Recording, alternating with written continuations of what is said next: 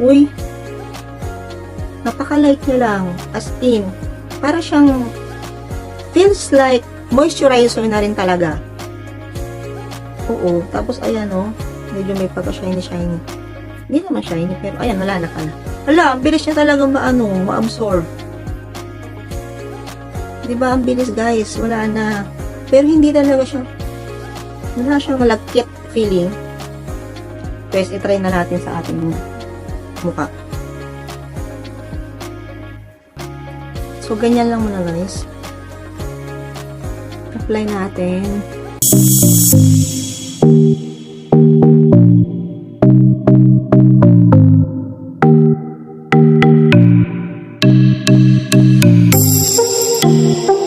Wow. Para lang talaga siyang moisturizer din, guys. Hindi siya parang